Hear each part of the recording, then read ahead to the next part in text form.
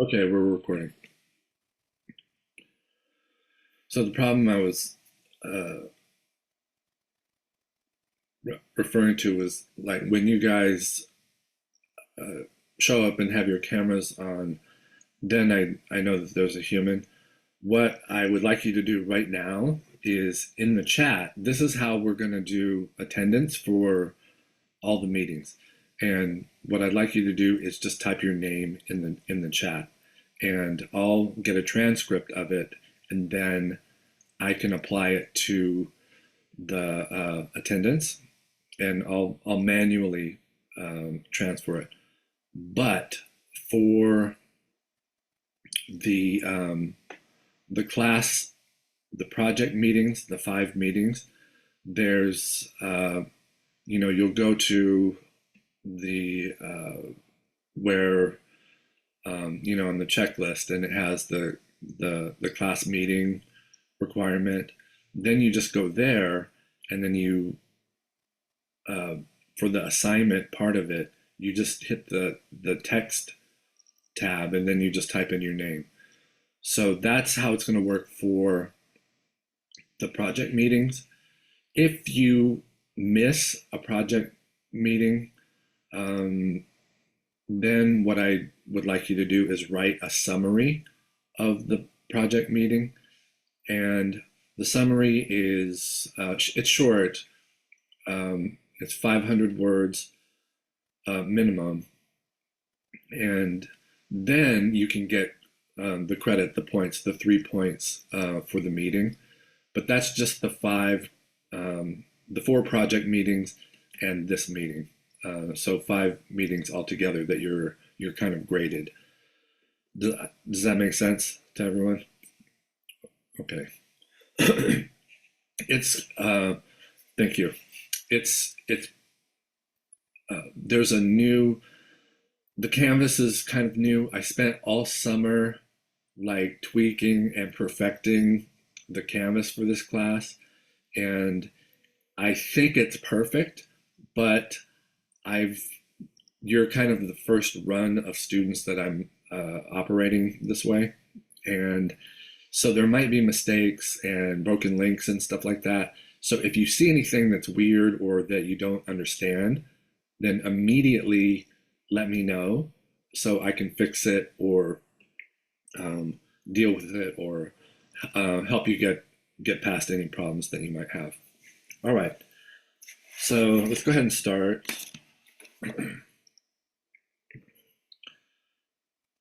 The uh, this part I'll introduce myself, and I have to remember to do that. There's been semesters where I go the whole semester and nobody knows, like I forget to introduce myself, so nobody knows who I am.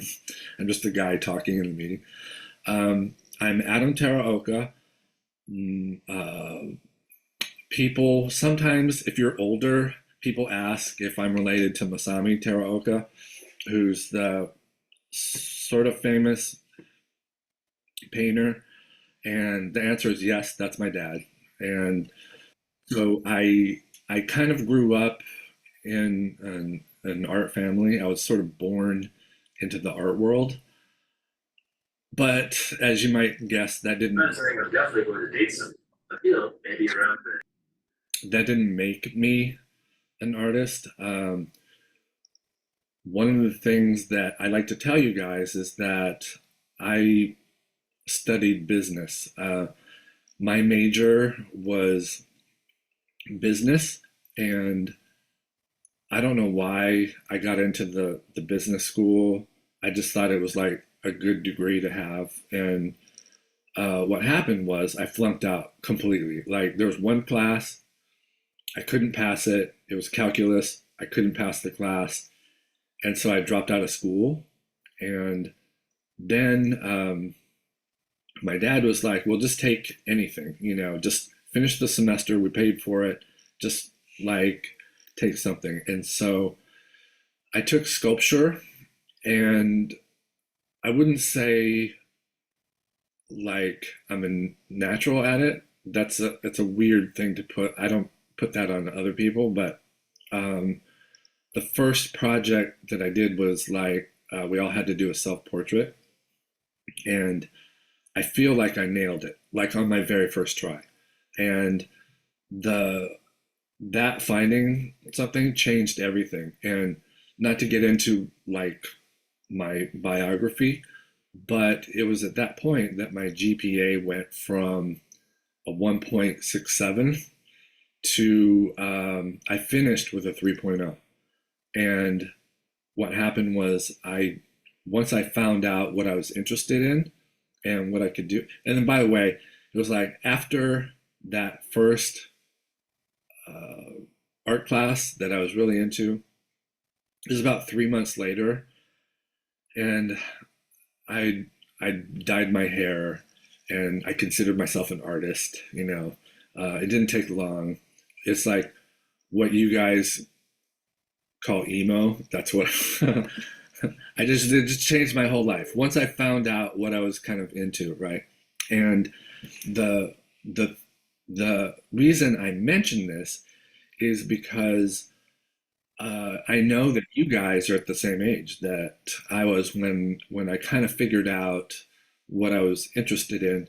And one of the things that I can recommend is that it's hard to go searching for something that you'll really love.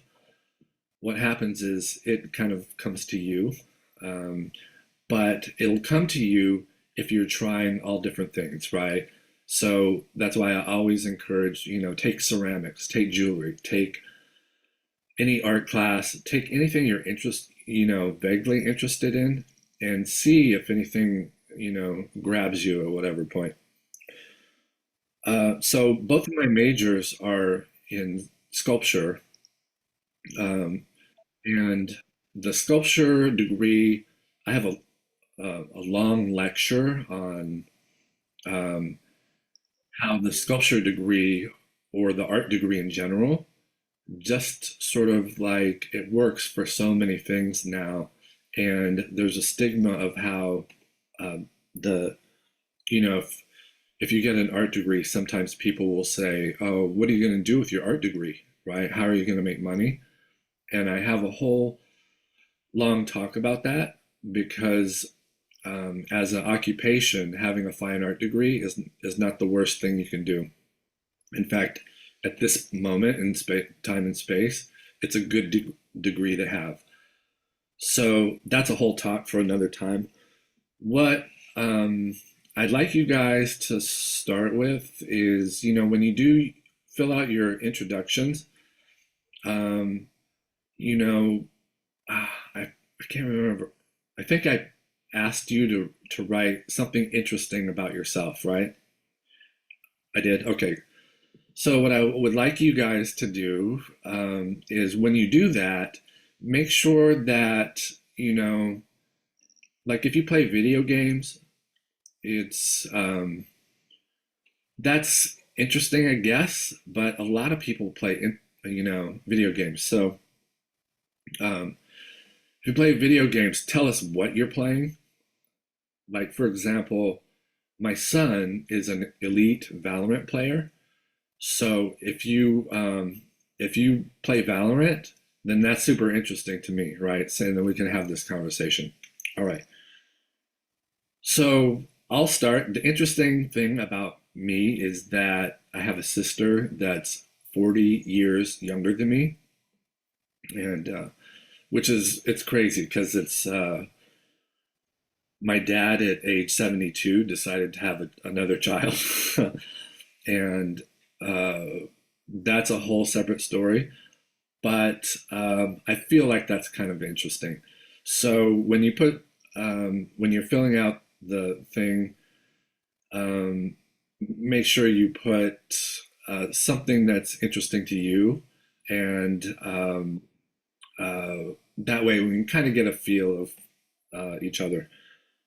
I'm going to start with the class rules in this for this class, and the class rules are the same for every class that I teach, and there's really only one rule. The one rule is just be considerate. That's it. Be considerate of your classmates. be considerate of me, be considerate of yourself, right? Um, and one of the things that uh, I actually grade on it, like if you're present and engaged in the class, it goes towards your participation grade, which I'll talk about a little bit later. And actually, you know what? There's two class rules. This is, I'm not saying this to be funny. This is an actual request from me to you, and that is, of all the things that you make and draw and create in this class, it cannot be Hello Kitty. It cannot be Hello Kitty, and the reason is who's my wife's awesome. She's lovely. I married up, but she's one of those adult Hello Kitty freaks. Have you ever ran into that? Okay, so the reason I don't let you guys do make Hello Kitty is because Hello Kitty has saturated my life to the extent that like I can't deal with it at work, right? So for example, it's not so bad now since we moved, but in our old house, we had a Hello Kitty shower curtain, Hello Kitty rug, Hello Kitty toilet seat cover, Hello Kitty electronics everywhere, an actual Hello Kitties just all around the house. Hello Kitty welcome mat. I swear to God, we had a toaster, a Hello Kitty toaster that would burn an image of Hello Kitty onto the toast. Okay, so I say all this because I'm I'm up to I can't have any more Hello Kitty, right? And it's better now because she went from Hello Kitty to something else. And can you guess what the something else is? Maybe? No? Any guesses? Disney? No, not quite. Disney would be another trigger. uh, Karopi? No, no, no, no. She's a BTS fanatic, like Army, right? She's Army, and and she takes it seriously. She like another job. She spends 5 6 hours a day being this sort of BTS Army influencer. And if you're into BTS, I'll connect you. But the BTS, it's less like I like BTS, so I don't mind if you do something BTS related. They're not they're not my favorite group. Um, I can talk about my favorite group some other time. But the point is, no Hello Kitty. I talked a lot about it. Do you guys remember the first rule, though? Sometimes when I talk about Hello Kitty, people forget the first rule. And the first rule is just be nice to each other. It's so simple and be considerate. So being considerate is sort of an overall rule. And it just means like all the other rules kind of break down under it, you know. It's helpful if you're on time. It's helpful if you're, I know it's an online class, but sometimes if you guys get materials to each other, that's amazing. That's being engaged. And I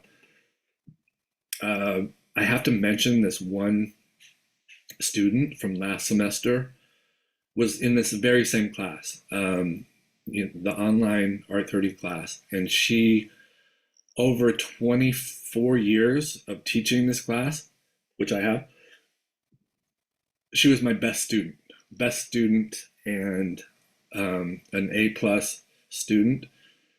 And the thing about her was when she would master the whatever project, she would just turn and see if she could help somebody out. And it was very like uplifting. So if anybody was having troubles, she would kind of go to them to see if she could help them out. And to me, that's almost an A by itself. Like the coursework becomes sort of smaller when you consider somebody like that that's sort of helping the big picture. So being considerate, that's the main rule. The second rule is no Hello Kitty. That's it, two rules. All right, everybody understand? It's simple. Okay. Uh, so the next part, by the way,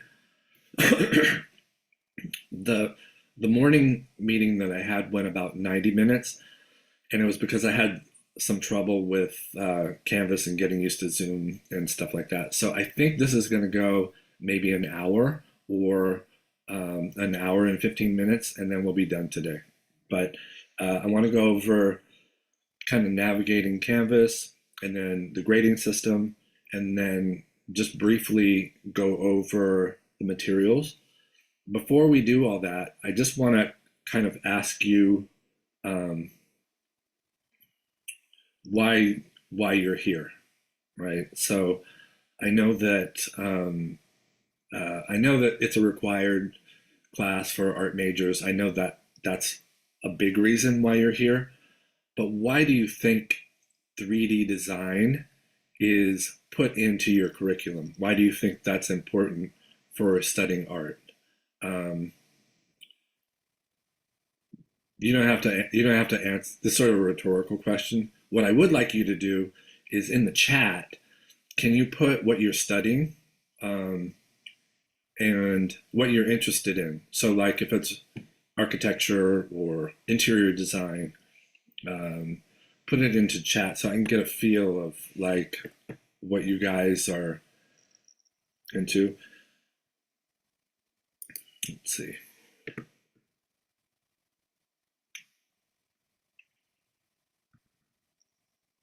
Interior design is that's good.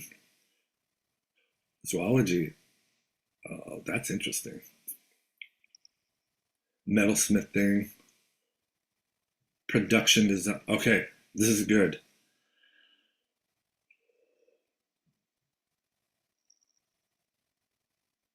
Oh, okay. Clothes making is perfect. This it's perfectly applicable. 3D design is perfectly applicable. This is okay. So this is sort of why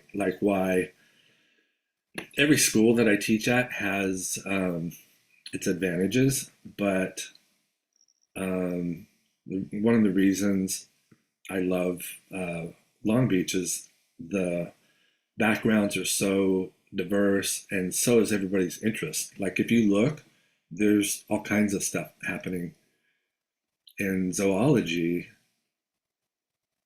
I I don't know how 3D design applies, but I'll figure it out. That's something that I don't think anybody's ever put zoology, but I'll figure out some way to make it apply. Okay, this is great. Thank you.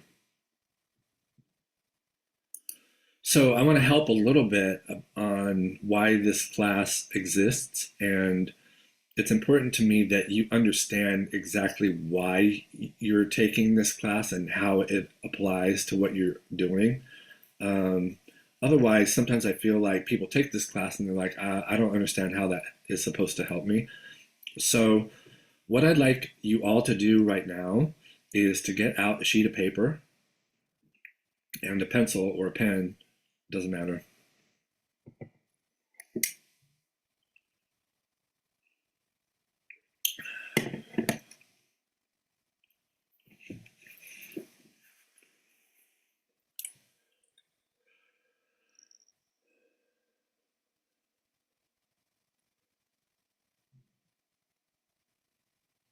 Okay. So I'm gonna try and this didn't go great this morning, but I'm gonna try and share screen and hopefully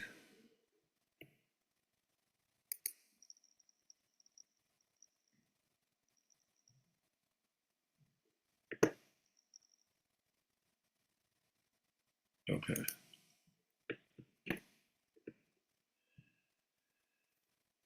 Okay, can you all see that? The whiteboard?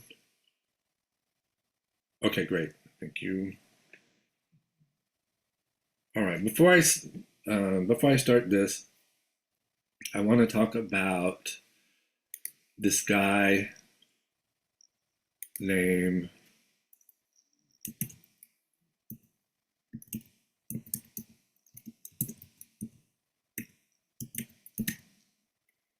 all right. This you don't have to write this down. This is let's see, why are people's names flying everywhere? That's wild. Okay, I don't know how. All right, so I'm gonna pause for a second.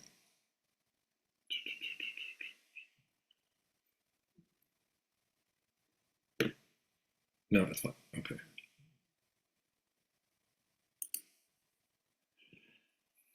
I just saw all your names flying, floating around. I don't know what that is. So that was distracting. So let me just tell you this part and then we'll go back to the whiteboard. So in the 20s and 30s, there was a movement called suprematist painting, and it was an offshoot of the constructivist, the Russian style of painting. And you all probably recognize the constructivist. It's sort of like the crescent and the sickle, and you know the Russian sort of woman with a hammer in her hand. Those are all kind of like iconic images from the constructivist time. The suprematists, by the way, suprematists is a group of Russian painters. Supremacists are different. They're racists, you know, like I'm pointing to Texas right now. Um, so the suprematists were not, I don't know, maybe they're racist. I don't think they were racist. It's just a painting group, right? Okay, so this group, they had this idea in their head, especially Malevich. Malevich was kind of the leader of the suprematists. And so he basically had this concept of design that stated there's a best place for everything compositionally. So if there was like, if you had two sticks on a picture plane and the idea was to be static or like boring, there was a best place to put them, right? He believed that if you had one dot and the idea was to put the dot in the most interesting place in a square, there was a correct answer. So this idea that there was a correct way to do design, right? It's very, I feel like it's sort of egocentric in a way, but this is what they did. Okay, so I'm going to go back to the whiteboard.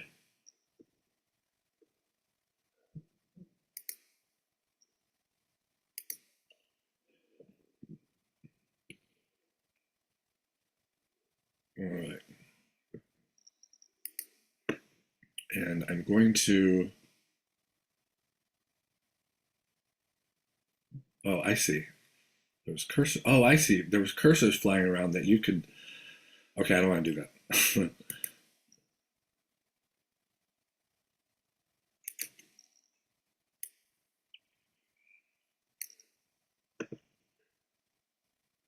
Oh, I see. Thank you, Jamala.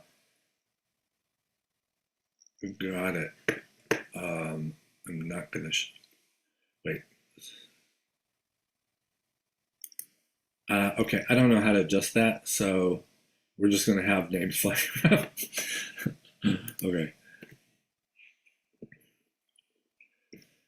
So what I'd like you to do is um, if Malevich is saying, oh, there's a most interesting place for a dot in a square, then I want you guys to guess where the dot should be.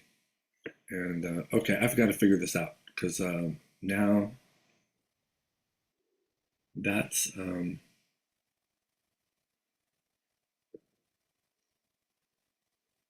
what is that?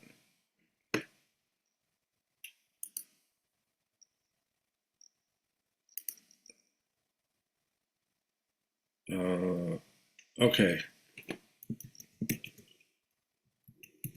I don't know how to erase this. Now I'm screwed. Okay, I'm gonna try one more time and try not to draw anything on the whiteboard. I don't know how to. Okay,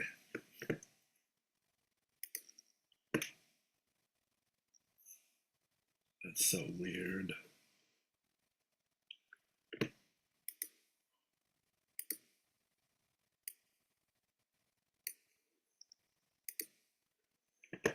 Okay, on your piece of paper, what I'd like you to do is put a dot in main participant. I would like you guys to put a dot in the area in the square that you think is most interesting, most dynamic, most unexpected. All right, and but on your own paper, not on my thing here. So I'll give you a hint. It's not in the middle. That's the most expected, least dynamic, kind of most not interesting. That's where all portraits are if you put them right dead center. And you guys do that, and I'm going to see if I can disable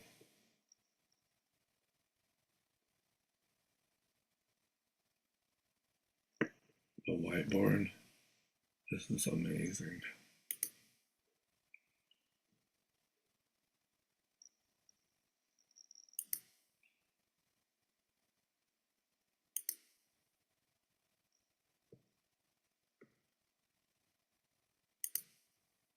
Oh, okay, so I'm going to stop there. All right, everybody got it? All right, what I'd like you to do is to hold up where you think it should be. Like, just hold it up to the camera, and you should have a dot in a square somewhere. And let's see. And Amber is exactly hit it right on the nail, right on the head. Okay, so Amber got it. No, that's wrong. No, no, no, no, no, no, no. And Luna is close. And yeah, Shayna is also close. Amazing. Okay, this is good. All right. So Amber is the closest, and so um, can you tell us why you put it there? Um, I feel like I cheated a little bit because the line that you showed, I don't know if that was like some kind of psychological thing, but it was like looked like a mountain, and then the dot was like the sun for me. But it just seems like a nice place to put it. I'm not sure. Okay, so it was sort of intuitive. Yeah, that line somebody else drew. That's Oh, yeah. So I don't know what happened, but you have to turn off the sharing somehow, which is I'll figure that part out. But um, so that was the correct spot, but I want to show you why it's the correct spot according to Malevich and those guys.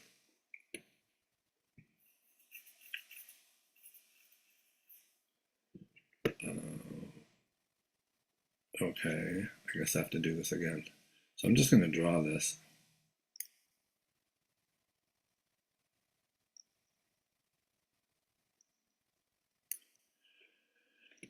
So we know it's not here, and we agreed that this, Amber's had it right about here, right? Okay.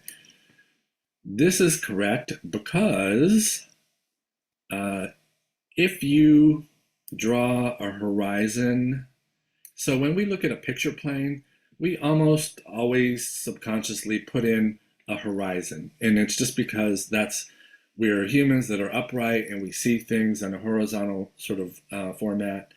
And so if we put in an imaginary horizon there, stuff that's over the horizon, that's on the top half, will have this feeling of kind of floating, right? It'll be sort of floating in the air. It's anti-gravity. It sort of implies that there's movement to it. So there's something a bit energetic about it. And according to Malevich and the constructivists, uh, that's something that you want in a dynamic design, right? If you were trying to go for a static, boring, not interesting, then you would put it like right here. All right. Now I saw some of you put it like close to a corner or an edge. Is there any reason why you wouldn't want to do that? Okay. So let me just give you this example. Say, which example is better? I'll just do the, okay, say you go into a movie theater, right? And I'm just going to like draw out a theater. And here's the screen. And so you, say you go into a movie theater, that's the screen, by the way. And you're by yourself. You want to go to a movie, you're by yourself, and you walk into the theater, and lo and behold, there's nobody in there, right? You have all this space to like sit wherever you want, right? Okay. For me personally, my left eye is dominant and I'm right-handed. I kind of like things off to my right just a little bit. And so if I were to like be a nice distance away, I would probably be in this range, somewhere right there, right? Okay. So say you go in, you pick your spot, and the film's about to start, and you're all set. You have the theater to yourself, and then somebody else walks in, right? By themselves, somebody you don't know, and they decide to sit in the seat next to you. All right. Okay. How does that make you feel?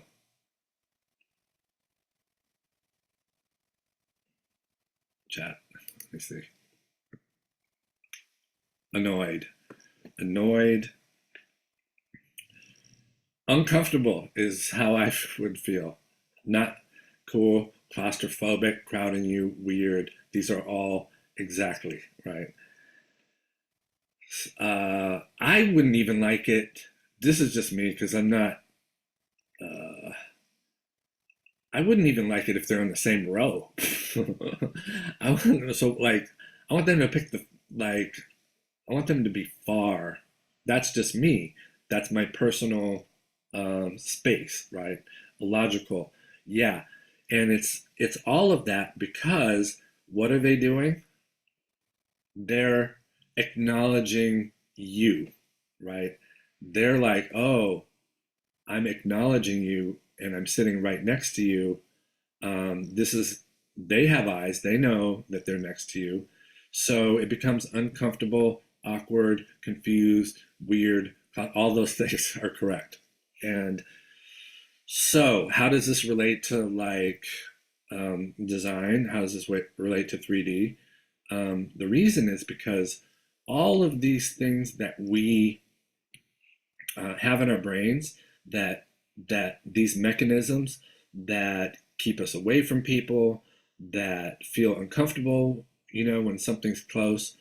There's a personality group that might like it, right? It makes them feel like oh, people, right?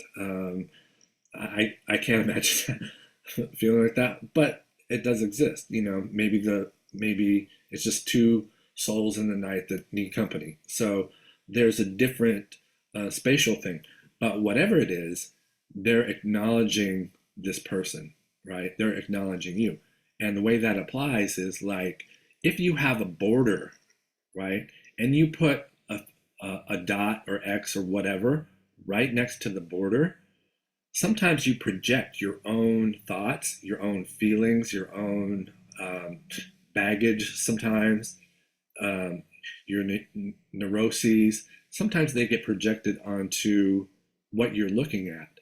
So when I look at something that's right next to the edge, it does something. This is a very common phrase. It acknowledges the border. In other words, you're an artist putting stuff in a square and it acknowledges the border. All right. So that's something that creates visual tension. Visual tension. When you have something that's acknowledging something that maybe it doesn't need to, or, it just feels like it's two things too close to each other, then uh, that's kind of seen as a mistake if that's what you're going. If you're trying to make um, the viewer uncomfortable, then this thing it has a whole different context, if that makes sense. So that's why this dot isn't next to one of these edges, right? It's also not right here, like kind of the same spot on this side. Any guesses on why it wouldn't be right here?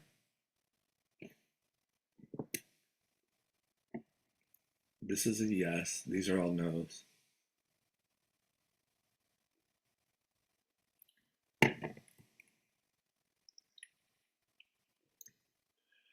Okay. No guesses? All right.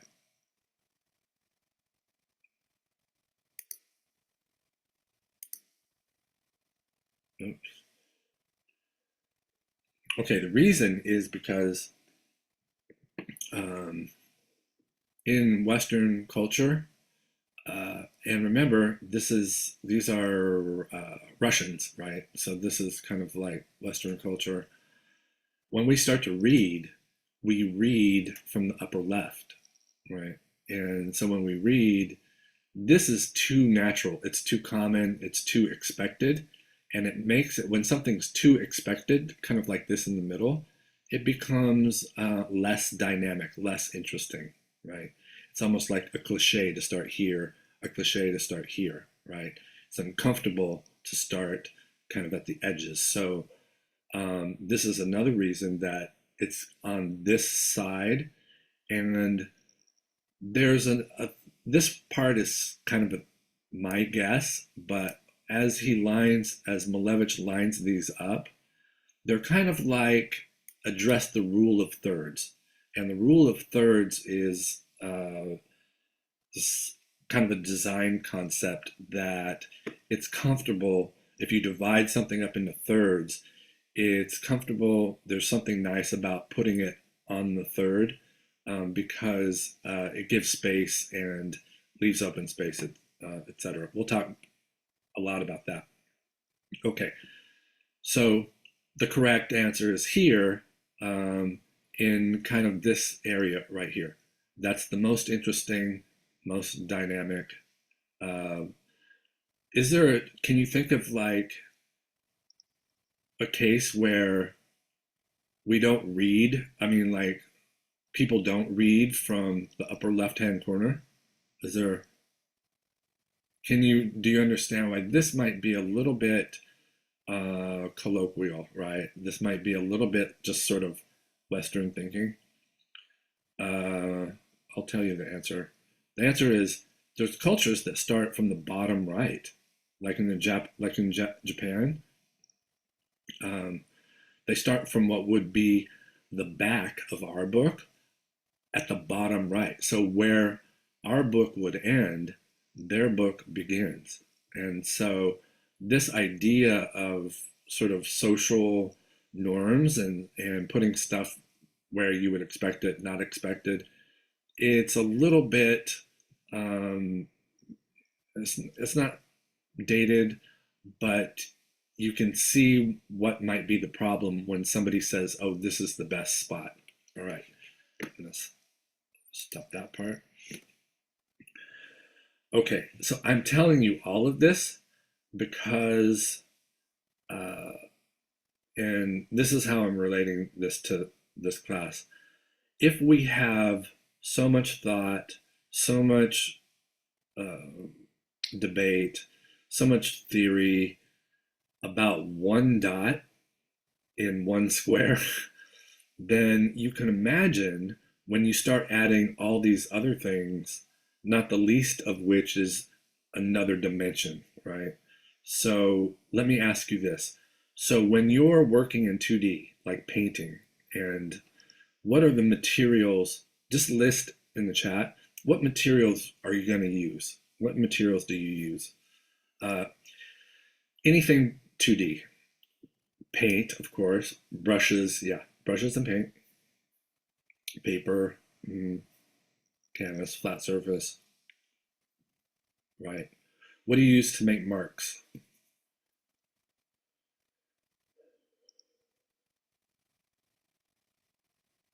That's all right. That's correct. So pencil, paper, everything, and correct.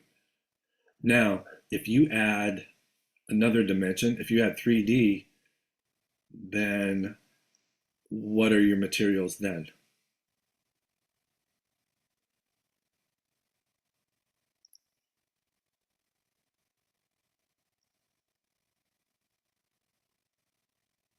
Glue is a material. Fabric. Yeah, especially for clay. Very good. Wire. That's wire is paying attention to the syllabus. That's good. Stone. Okay, those are all correct. Here's the shortcut. Everything in 3D is a material. Everything you can put in your truck, everything that you can like grab a hold of and manipulate is a material, right? Uh, you know, the sticks, the tree outside, everything can be a material. So I bring that up because the if we're having a long debate about where an interesting dot is on a square, just imagine when you add shadow, volume, density, mass, different materials. It requires that you have a general understanding of space in 3D. And that's what this class is for, just a general understanding of like what 3D is. And it applies to everything, right? So it applies to interior design, product design.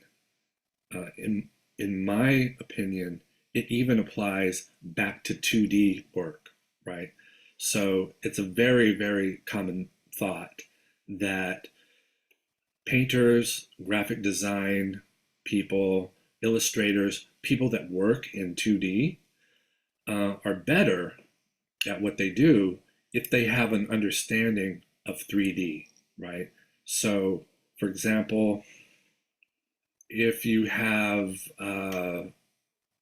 you know, if there's a sculptor and a painter and an illustrator, and they're all, I'm looking at a telephone pole, so I'm just going to go with telephone pole. So if they're all looking at a telephone pole, the the illustrator can sort of capture the, sometimes if they're good, they can kind of capture the essence of something with one line, right? And the painter is going to be much more in tune with surface, shadow, color, and there's a few more tools to like understand what the telephone pole is about. A sculptor, if you've been a sculptor at all, that's right, Shayna. So if you've been a sculptor at all, um, you look at a telephone pole and you know about the splinters, you know about the weight, you think about if that can fit in your truck, right? You think about all these sort of physical things, and it's a much deeper understanding of the essence of it. And it's my theory that if you have this deeper understanding of 3D, you're able to draw it better and you're able to paint it better, right? That's just my theory. And then, of course, it applies to interior design, it applies to product design, it applies to architecture. And my my hope is, even if you don't get anything out of this class, that subconsciously you'll be a little better at organizing your room. So that's the minimum that I want you to get out of the class, is to like figure out how to like organize your room, and with spatial considerations and flow and mass and volume. All right. And so that's kind of the general idea of what I want you to get in this class, is a spatial recognition, and understand how it works with color and mass and negative space. And that's going to lead into our first project. And the first project, I'm not going to even start now, but next week we'll talk about the low relief and foam board, which will be the first project. Okay, so that's the intro to the class. That took a little longer than I thought. But right now, I'd like to go through. Is everybody okay? Does anybody need a break? No? Should we just go through so we can wrap it up? Okay. All right. So the rest of it shouldn't be, take about 20 minutes, I think. Then we'll be done. So I want to go through Canvas just briefly, and then I want to talk about grading, and then the materials, and then that'll be it. So Canvas, I'm going to share again, and hopefully I won't see your cursors flying everywhere. I need to, I can't minimize. All right, let's see.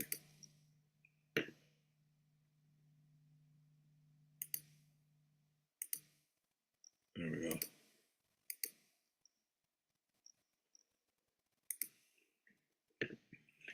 Okay, I hope you can all see, this is our Canvas page. And what I'd like you guys to first realize that if you get lost, if you click on the main banner, it takes you to the modules of the class. And the modules of this class, I worked so hard over the summer to get this exactly perfect. And in theory, I could just fall over dead and you could get through the class. and there's no locks set on it. So you can kind of like get ahead on some of the things. So for example, if you wanted to watch the films that I have assigned for the semester, you could binge all day and take the, that'd be rough. You can binge all day and then take the quiz, and you'd be done with that part of it, right? What I will say is that I don't recommend that you start ahead on the projects, or if you do, ask me first, and I'll let you know what you need to do and watch out for. the one thing you can't do is like get ahead, because if you do it wrong, I'll just make you do it over again, right? So I wouldn't get ahead, but there's a few things you can, you can kind of like start on right away. All right. The next thing is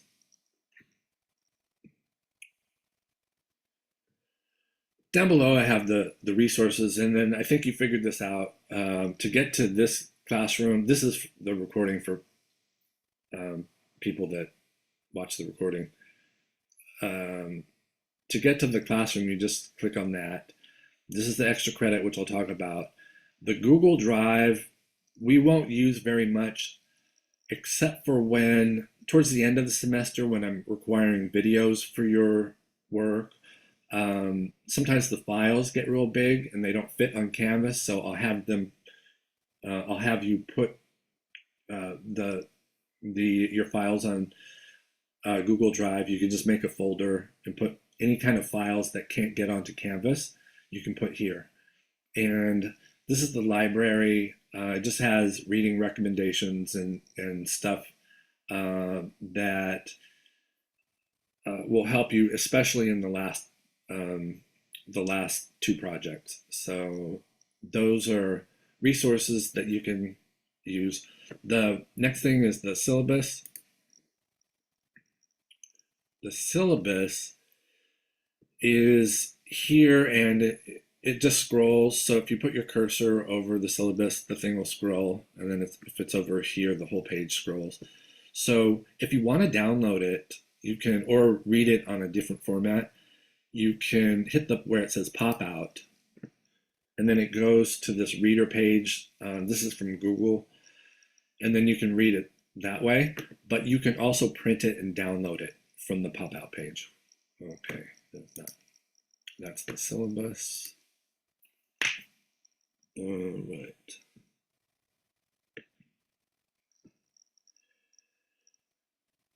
Okay, so the first thing I'm going to have you do is the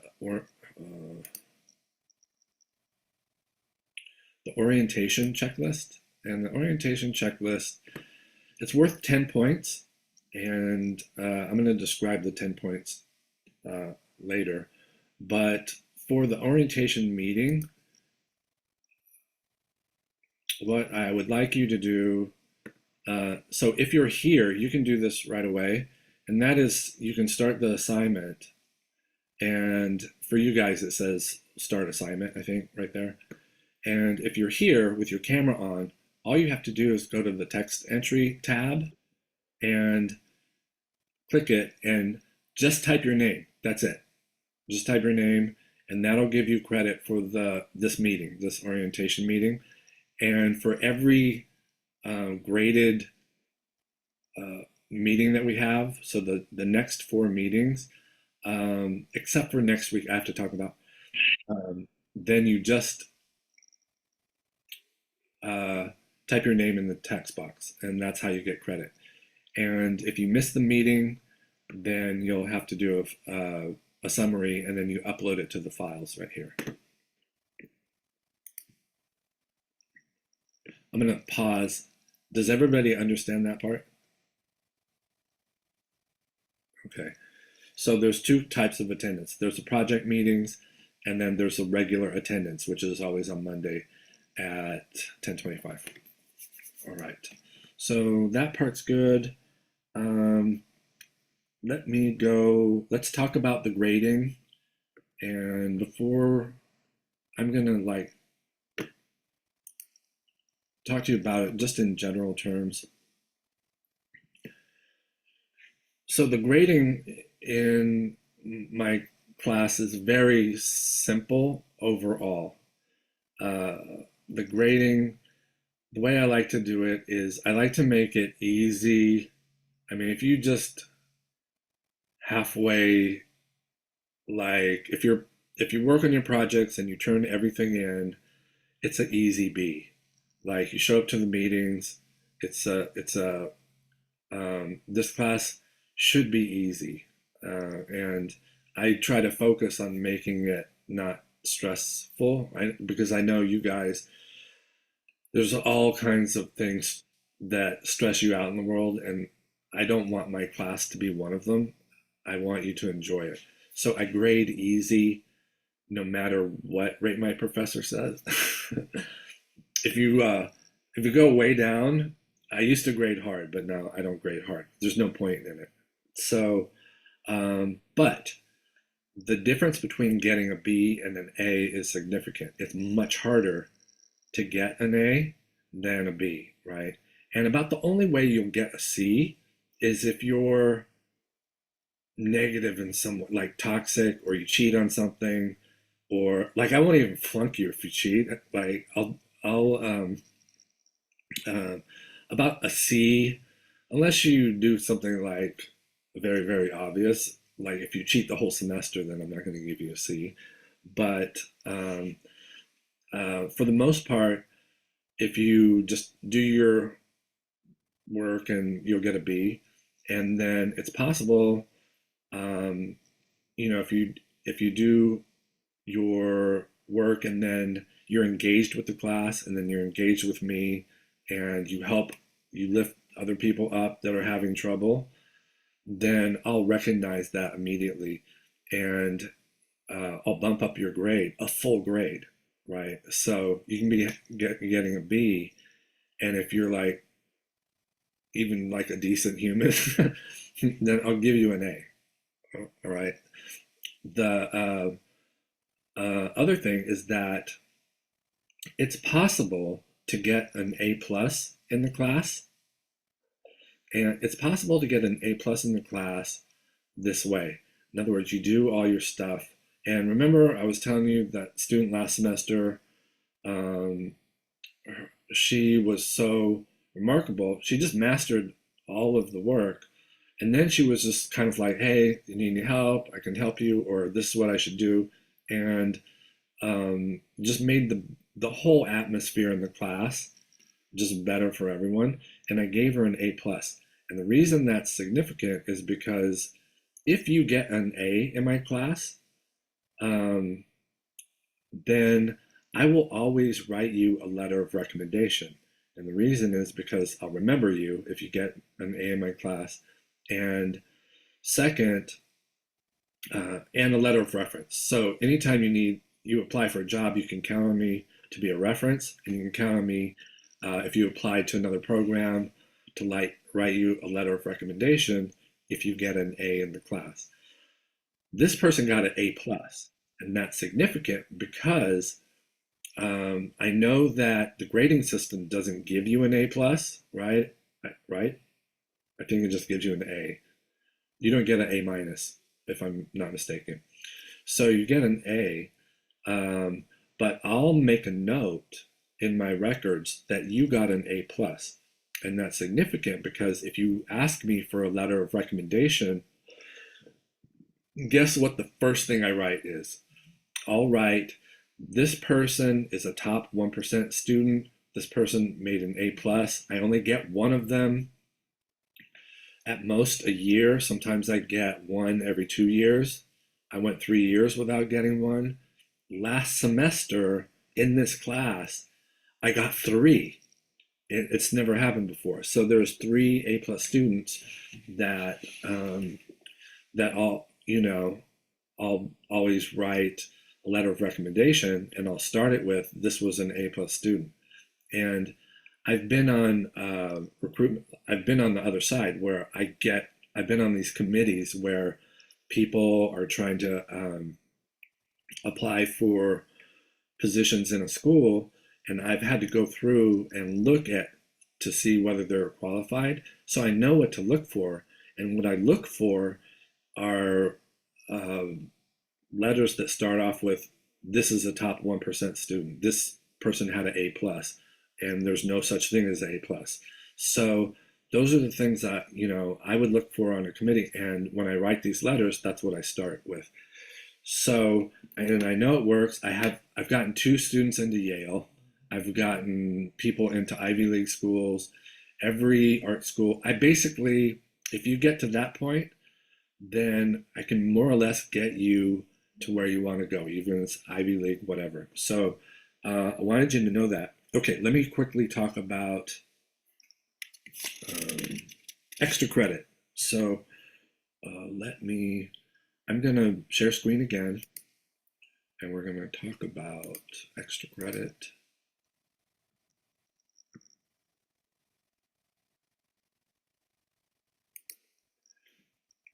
So say you do average work, and say you're not everybody's like, some people are very private, and I'm not gonna like, I would never penalize anybody for just doing their own work and not reaching out to other people, because that's how I was.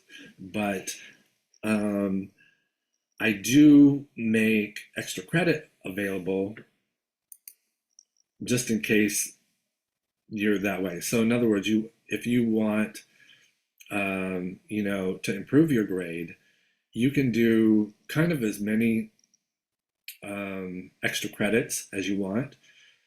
So first of all, the attendance for Long Beach, this is a brand new, I'm just going to try this out and see how it works. But instead of penalizing people for not showing up, what I want to do is give people extra credit if they show up a lot. So if you show up all 14 times, then you'll get 3 points extra credit. If you show up 13 times, you'll get 2 points. If you show up 11, you get 1 point. Does that make sense? Something like that. Maybe I skipped 12, but you get the idea, and it's listed in the attendance. Another way to get extra credit is if you can find good examples of bad design in your life. In other words, you can't Google bad design and submit like images of bad design from the internet. In your life, if you find examples of bad design, take a picture, submit it to me, and if we both agree that it's bad design, I'll give you extra credit. This is an example, in my opinion, of bad design. This is the Target. You guys have been here, right? You know where this is? This is the Target in Pasadena. Okay. So this is, in my opinion, bad design. Can you guys guess why I would think this is bad design? This is the outside of the store. This would be the north side, I think. Any guesses? You can put it in chat. Type it in chat. I'll give you a hint. My son spotted it in 3 seconds. My teenage son. He's like, oh, I see why that's bad design. Oh, let me see. Anybody get it? It's too narrow. Nope. It is narrow, but that's not why. It doesn't flow. That might be true. No. Just think functionally why this might be a bad design. This is a different structure. So this is the parking structure and this is the building. So that's okay that that's there, although it actually does add to part of the problem. All right. So what my son spotted was that, there you go, Kayla. So why is the placement of the bricks the problem?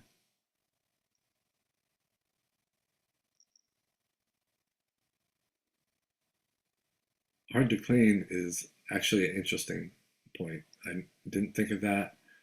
That's actually true. I'm going to have to add that to one reason it's bad design. Okay. Very, very, very close. So what my son said was, oh, those are ladders. I could easily climb that building, right? So if you think about this in terms of design, I can guarantee you, or almost guarantee you, that the architect probably didn't want people climbing up the side of his building. I know that the owner would not like people climbing up the side of their building, It's a hazard. It could be a lawsuit. I'm surprised they're still there. They're still there. And the reason I know that it's true is that I can stand on my tippy toes and I can look at the top of this brick right here.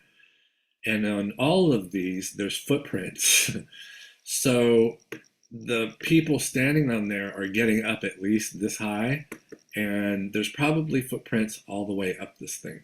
So it's a hazard, and in my opinion, a bad design. This is kind of a, I feel like it's a bad design. Can you guys guess why I think it's a bad design?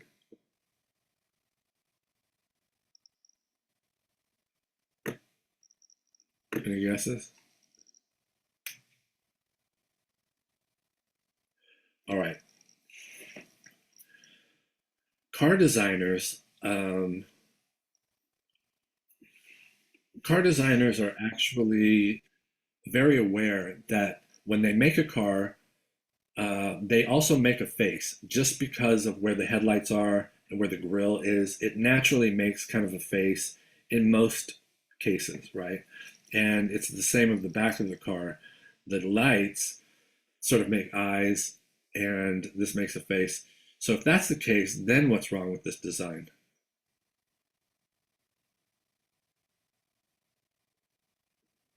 Oh, there's answers. Hello Kitty. It's actually true. There is something. It's a Jeep. See, because I can't I can't drag Jeep because invariably someone will have one and be offended. Um, and Jeeps are good cars, right? Looks like the front of the car. No, okay. So you guys are kind of close, but um, in a way, Margot, that's correct. All right. So in anime or cartoons, to me, those are X's. Those look like X's to me, right? So in a cartoon, what would that mean if there's X's in the eyeball?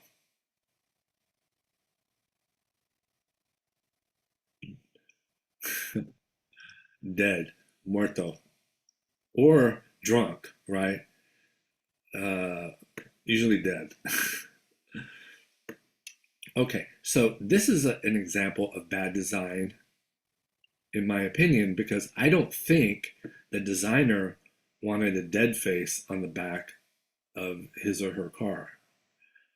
Definitely not drunk. They don't want a drunk face. They don't want a dead face.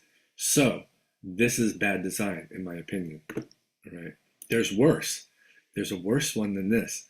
Have you uh, have you guys seen the Mini Cooper that the left the left turn signal makes an arrow that points to the right? I don't know if you've seen that. That's horrible. That's a horrible design, right? That could be dangerous. All right, one more. This is bad design. Any guesses?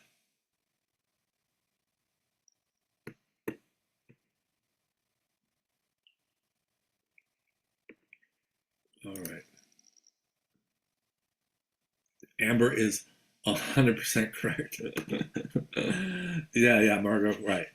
That's right. Okay, you guys, I think you're getting it. So this is in my bathroom, and when I try to get lotion from it, if I hit it, I can't tell which side it's going to come out, right? I have to like get up, and usually I don't have my glasses on, so I can't tell which side it's going to come out. Plus, I think my son trolls me.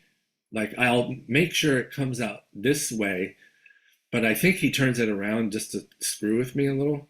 So I just don't know which side it gets turned around somehow. And so that's a bad design, in my opinion. So to make this short, or short-ish, the reason that I show you this is because if you find bad design in your world, that tells me that you sort of understand what good design is based on bad design that you can compare it to. And if that's the case, just send me a picture and I'll give you extra credit.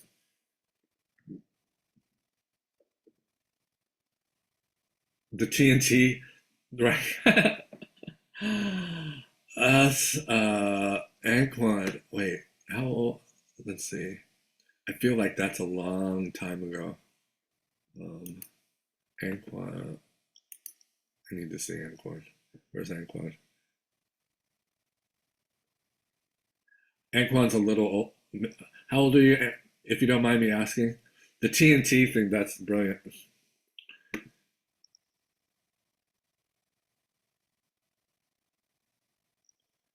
Actually, you don't have to answer.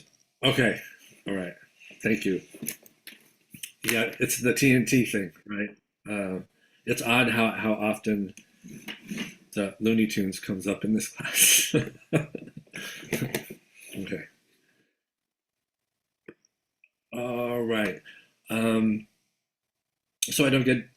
I have a little bit of the ADHD, so I get sidetracked a little, but I'm working on it. I work very hard on keeping on track, so I need to stay on the extra credit. So the other thing you can do for extra credit is a museum review. And Long Beach, for like I've worked at Long Beach 24 years, and they've always asked me to ask you to write an essay on design, right? And over the years, what I found is that I hate what you guys write. It's so awful. And I just, you hate to write it. I can tell. I hate to read it. And now with Chat GPT, I can't spend the time. I can't tell if it's like if you write it or not. So the writing assignment is this. If you go to any museum that issues a ticket stub, and they have anything that's 3D, either design or sculpture, write your name on the ticket stub and turn it in, and that'll be your writing assignment. And you can do this as often as you like, right? So you can go, you guys are in Long Beach, you can go to MOLA, is pretty amazing. Um, I'll give you a list of places that are kind of easy candidates to go to. You can go to MoCA, either either one of there's two MoCAs. You can go to either one, and or both. LACMA, the Hammer, the Getty Villa, and there's one you should write down, and I'll give you double extra credit if you go. And it's called the Museum of Jurassic Technology. Has anybody been there? Oh, okay, you should go. It's I feel like it's a national treasure, but I'd love to send you guys because I only get two responses back, and that is it's so creepy that you'll never ever go there again, or it's the greatest place in Los Angeles and I can't wait to go back. And there's no in between. So, but either way, I'll still give you two extra credits for it if you go there. And in my opinion, it's the perfect balance between design and fine art. And fine art you have to really look for, right? So the attendance, extra credit, that's it. So let's quickly go over the materials and then we'll be done for today. Sorry, I'm running over time a little. Yeah, okay, no, 90 minutes, that's what it was last time.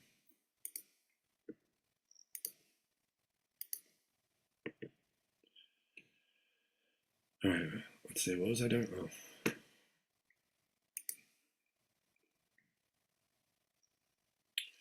Oh, another thing that I would like to mention about the grading system that I have on Canvas, I worked really hard on this. So, and it's the first time I've kind of run it this way, but I've decided to make everything that you do over the whole semester worth exactly 100 points. So in the grades, you'll see that you're getting points, for all the things that you do. And at the end, it should add, if you did everything and then you were perfect on the projects, you would get 100, which is really hard to do unless you do extra credit, right?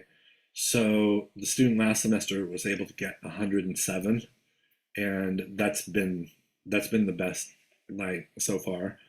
And so the that's the last thing I wanted to say about the grading part of it. So the materials, I worked really hard on getting the project pages together. And so if you go to the project page, in theory, you could just look at this and sort of have a pretty full understanding of the projects. Also, I put the syllabus page, the corresponding syllabus page on the project page. And these are the things I want you to get. They're all clickable. They all go to Blix. You don't have to go to Blix if you don't. Blix you're in Long Beach, so Blix is far. Don't even think about going to Blix. But if you click on it, the it'll show you exactly what you need to get, and then you can go to Target, you can go to Michael's, you can go to Target, Michael's, Walmart, wherever, and they pretty much Hobby Lobby, although I don't like them. Those are all you can get all of this same stuff from there.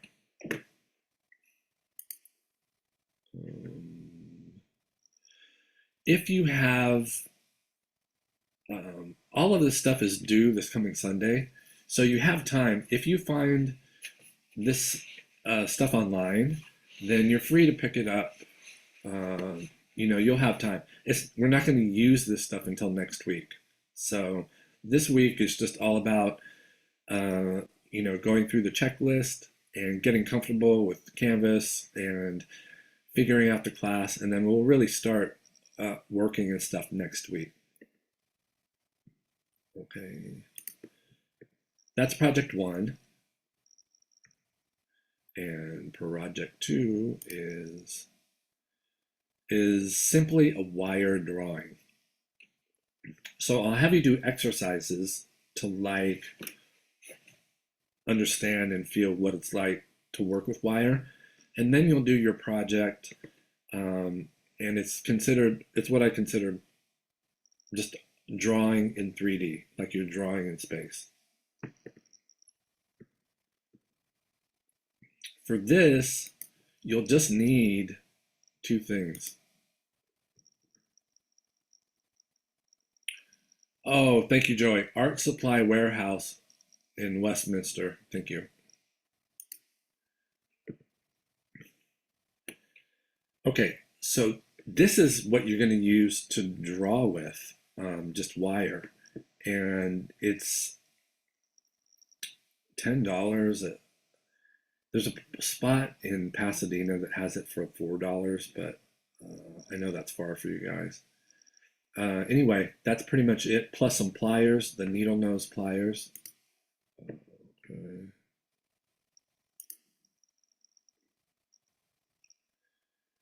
That's it for project 2.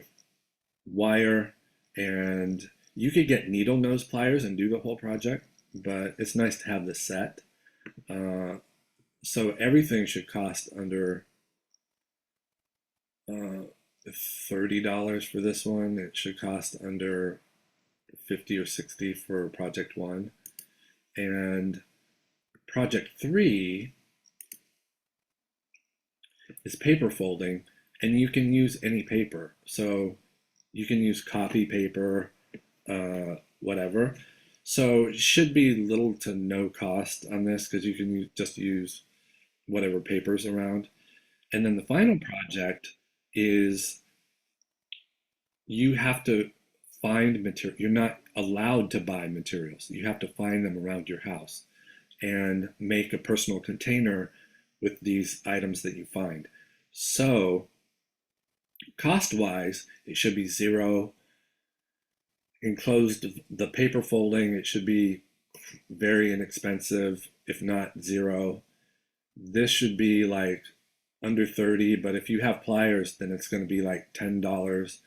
And the most expensive one is going to be like $50 to $75 for the X-Acto and the cutting mat. And if you have any problems getting materials, like for example, if you don't get paid until Friday and you need to get your materials, I'd rather just contact me, and sometimes I can just have it left for you at on campus. I'll figure out a way to get you your materials. And I'm up in Altadena, so I can't drive it to you or anything like that, but I can figure out a way to get you materials if you're in a pinch with money. So don't let that part slow you down. Just let me know. And I believe that's it for today. Do you guys have any questions at all? All right. Let me ask you to do this right now. Go ahead, and if you didn't type your name in at the top, make sure that you type your name in, because I'm going to take attendance from the chat that we have here. So go ahead and type your name in. And if you don't have any other questions, oh, this is very important. So next week is a holiday. So this is really inconvenient because normally we would have our Project One meeting, which is very important, but it's a holiday and I can't ask you to come at some other time because I'm not even allowed. So I'm going to pre-record the Project One meeting, and you guys will have to watch it and then write a 500 word summary of it. Okay, there's going to be plenty to write about. So the 500 words, that's really just about a page. So make sure that the 500 words are there, because I'm literally grading it on a word count, and it needs to be 500 at a minimum, right? And if you turn it in and it's under 500, then you'll get 1 point. And if it's over 500 and, has to do with, you summarize the meeting, then it'll be 3 points. So those few points always make a difference, especially towards the end of the semester, where literally half the class is like at an 88 or an 89, and all they need was is those last 2 points. So try to keep on top of turning everything and then it being complete. Okay. Okay. So I won't see you for 2 weeks, but if you have any questions, if you have any questions, then let me know and be in contact. And I encourage everybody just to stay in touch, especially if you get stuck with the ideas or materials or whatever. Just let me know. Okay. All right. I'll see you guys in 2 weeks. Thank you. Thank you too. Thank you guys.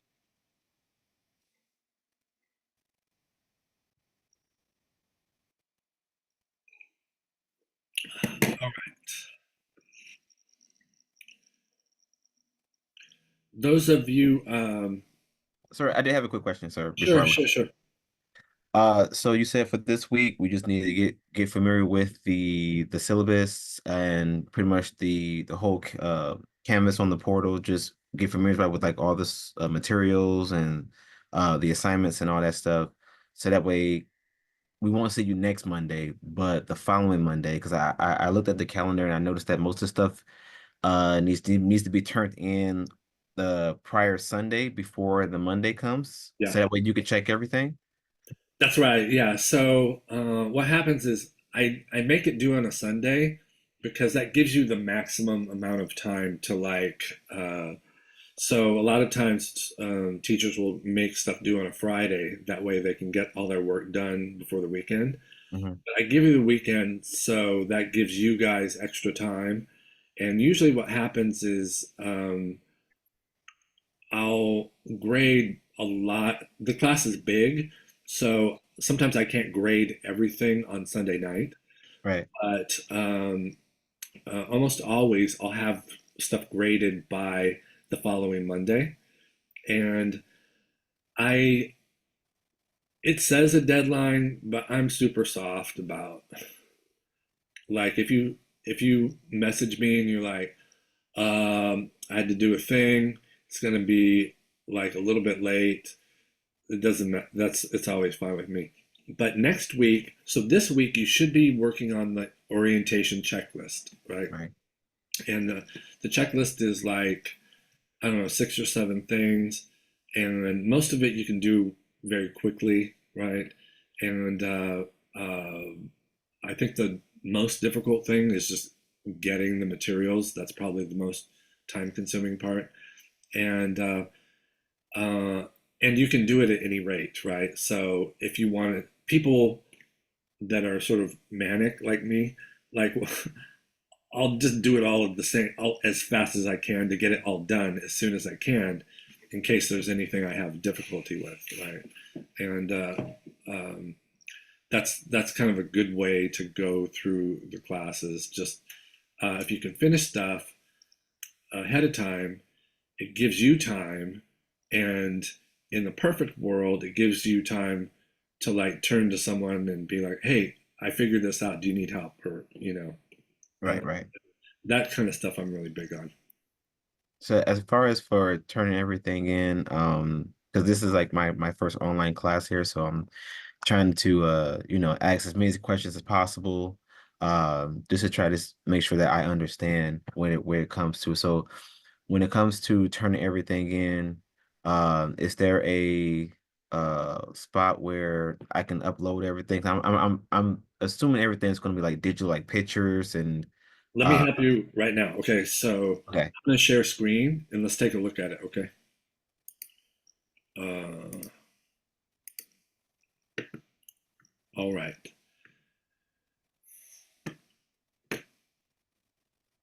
So I'm gonna try. I'm gonna hit view as student. So this should be your view at. Um, this should be something like what you see. Okay. So Right. if I have you guys start here and I'm having you do the orientation checklist. All right. So the first thing is the meeting, right? So Mm-hmm. the meeting is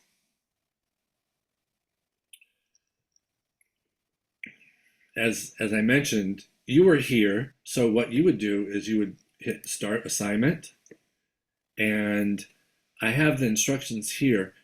Since you don't have to write a summary since you were here, all you do is just type your name and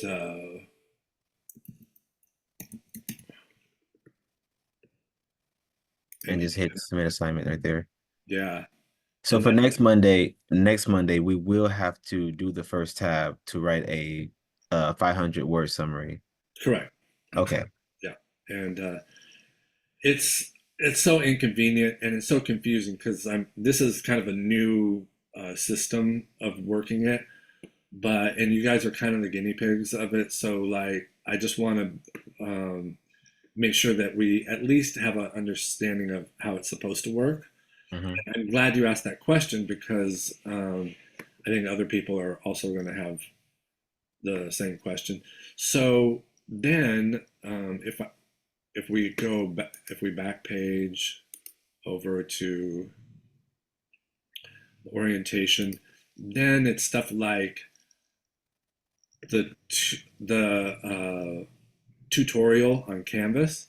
You start the assignment, and then it's only text entry. So you just type your name, and so you'll have to. I just typed your name, but this is the test student, so you'll have to actually do it yourself. Okay. Uh, and so you would just type your name, hit submit, and that part's done. And then let me go back, leave. Yeah. The so this Okay, one, I definitely did that one. Uh, and I was eager to show you know both my pets on that one. awesome. Ooh, so you have a is that a husky? Yes, sir. Siberian Husky. Iberian husky and a Doberman. No, no, she's half Greyhound, half Coonhound. She looks like a Doberman, but she's not. Oh, look at it's got a like a bandit eye, like a mask. Yeah. That's cool. So we named him Miko after the little raccoon off of Pocahontas because he always gets into trouble. Yeah, I'm dog obsessed. You should hear me when I look at you guys as pets. It's look at that. Oh, that's the bearded dragon. I read the description. That's awesome. Uh, okay, so this one, the submission's a little bit different because I want other your classmates to see it, right? Right. So instead of an assignment that way, it's an assignment in the form of a discussion, and that's important to know because the discussions are also the way that you'll present your projects. Um, you'll basically, as I require you guys to do like work in progress, you'll turn it in just the same way as an image, and that way everybody in the class can be like, "Oh, that looks great. What if you did this?" I have a, you know, you can get suggestions from your classmates, and then the when you turn in the final project, it's also in the form of discussion, so everybody can see the work that you did. Okay, okay. Kind of like a critique session. It's exactly that. Yeah, it's meant to emulate kind of a critique.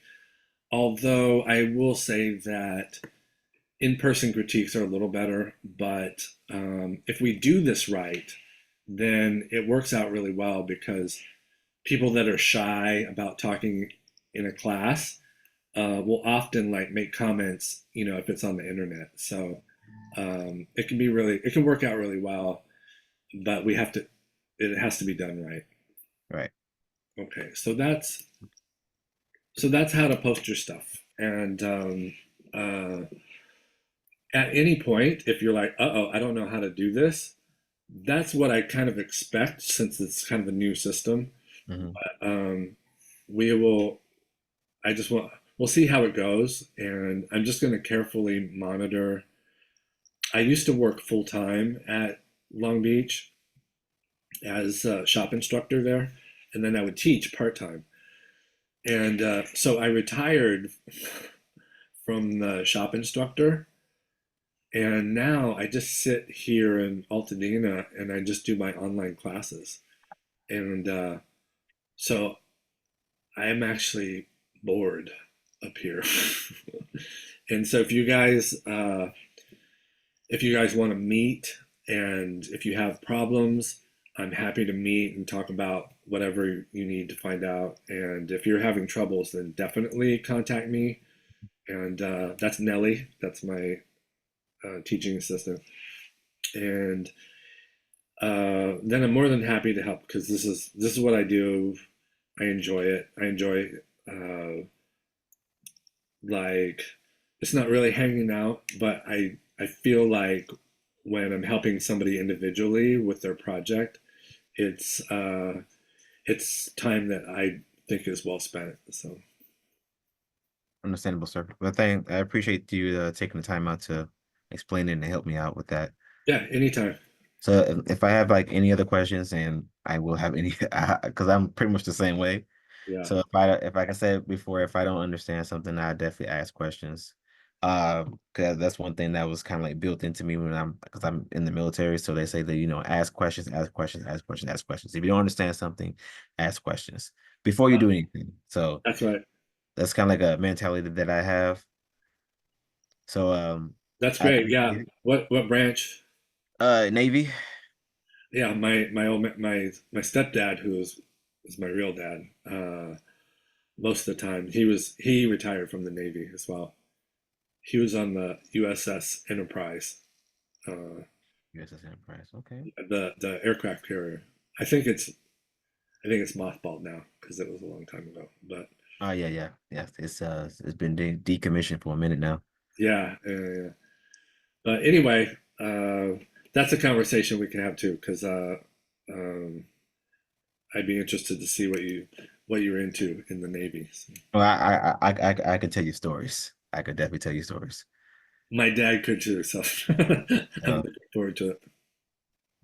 but just let me know if whenever you want to have that conversation, I'd be happy to sit down and talk stories. I could talk your ear off with the military. Well, because I've 10 years now, so got 10 Oh years of wow, experience. that's been Yes, a sir. run. So Okay. plan on making it 20. All right. So yeah, that's what my old man did. He did 20 and then he retired at like 39, age 39 or something. Ooh. So he must have joined in when he was like what, 18, 19? Oh Yep, yeah, very early age. that's right. All right then, sir. All right. Take care. Take care, sir. Hi, Lindsay. Hi. Did you have a question? Yeah, I had a question about waitlist. Oh, okay. Um, that's a really good question because I don't know how it works because they just changed it. Mm. So are you on the wait list? Yeah. Okay. Uh, so hang tight. I'm just gonna get you an ad code, Hmm. and I think the way it works now is after the first week, I'm gonna drop people that I suspect are bots or that haven't showed up yet. Okay. And then what'll happen is they'll be off the roll, and then with the ad code you should be able to add. All Uh, right. but let me. It's gonna take a second because it's a new format. I don't know what I'm doing, to be honest.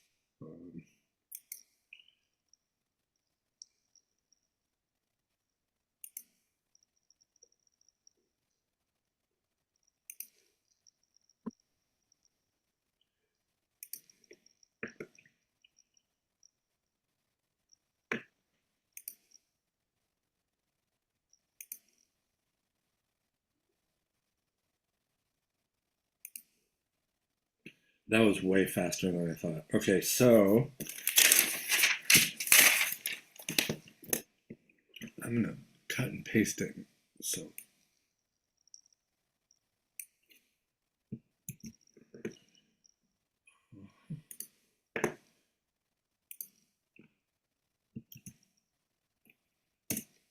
okay, that's your ad code. Do you see it in the chat?